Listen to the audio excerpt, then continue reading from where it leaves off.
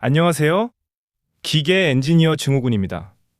오늘은 플랜트 산업에서 가장 많이 사용되는 용어 중 하나인 EPC에 대해 알아보겠습니다. 플랜트 업계 취업을 준비하거나 관련 뉴스를 보다 보면 EPC라는 단어를 정말 자주 접하게 됩니다. 하지만 EPC가 정확히 무엇인지 설명해 보라고 하면 의외로 어렵습니다.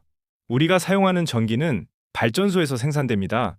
자동차에 넣는 연료는 정유 공장에서 만들어지고 플라스틱의 원료는 석유화학 플랜트에서 생산됩니다.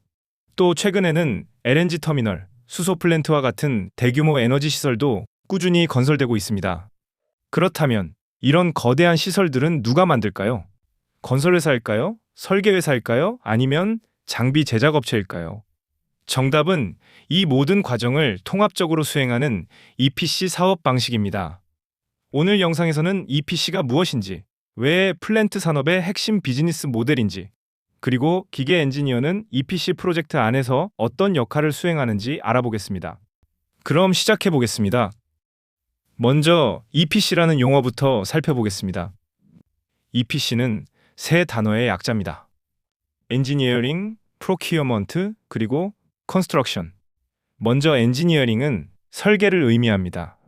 플랜트를 만들기 위해서는 어떤 공정을 사용할지 결정해야 하고 필요한 장비의 크기와 성능을 계산해야 하며 배관과 개장 시스템도 설계해야 합니다. 쉽게 말해 플랜트의 청사진을 만드는 단계입니다. 다음은 프로큐어먼트입니다. 설계가 끝나면 실제 장비를 구매해야 합니다. 펌프, 압축기, 열교환기, 탱크, 배관 자재 등 수많은 장비와 자재를 선정하고 발주하는 단계입니다. 마지막은 컨스트럭션입니다. 구매한 장비를 현장으로 운반하고 설치하여 실제 플랜트를 완성하는 단계입니다. 많은 사람들이 EPC를 건설이라고만 생각하지만 사실 건설은 EPC의 마지막 단계일 뿐입니다. 설계와 구매가 제대로 이루어져야 시공도 성공할 수 있습니다. 따라서 EPC는 단순히 건물을 짓는 개념이 아니라 설계부터 구매, 현장 설치까지 플랜트를 만드는 전 과정을 의미합니다. 그래도 아직 EPC가 어렵게 느껴질 수 있습니다. 그래서 이번에는 집 짓기에 비유해서 설명해 보겠습니다. 집을 짓기 위해 가장 먼저 해야 할 일은 설계도 작성입니다. 건물의 구조를 결정하고 방 배치와 자재를 계획하죠. 이 과정이 EPC의 엔지니어링에 해당합니다.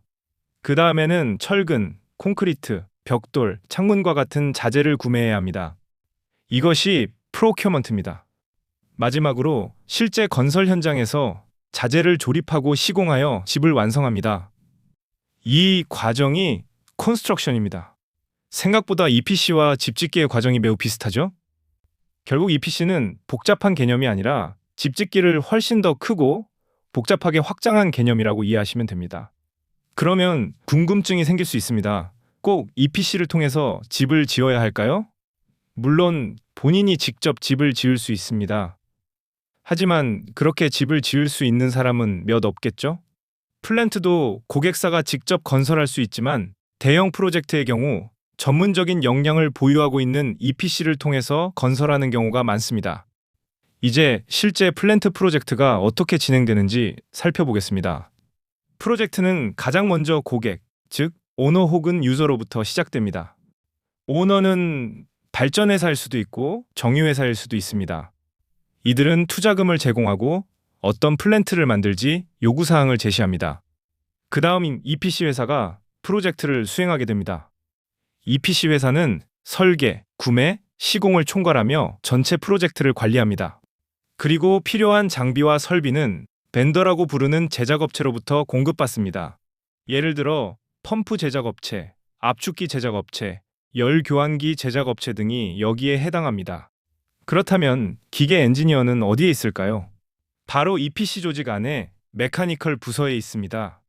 EPC 기계 엔지니어는 고객 요구사항을 검토하고 펌프나 압축기 같은 회전기계의 사양을 선정하며 벤더가 제출한 기술 문서를 검토하고 현장 시운전 단계까지 참여합니다.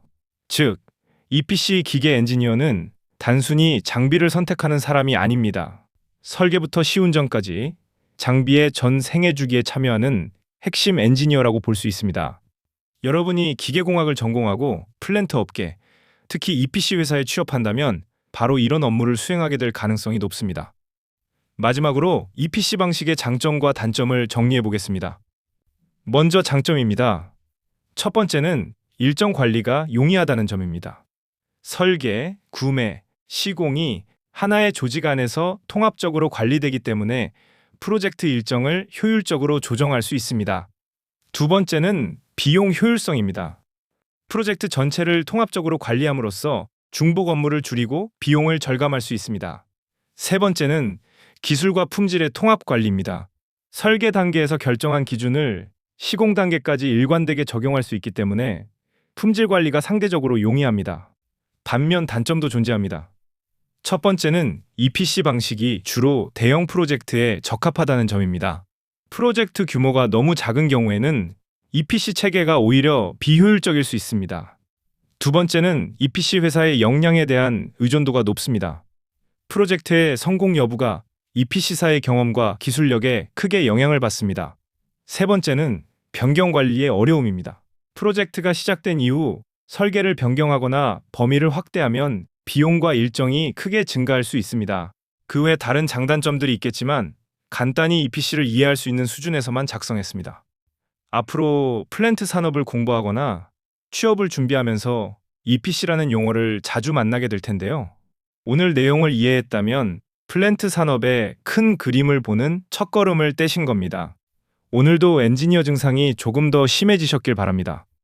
이상 엔지니어 증후군이었습니다. 감사합니다.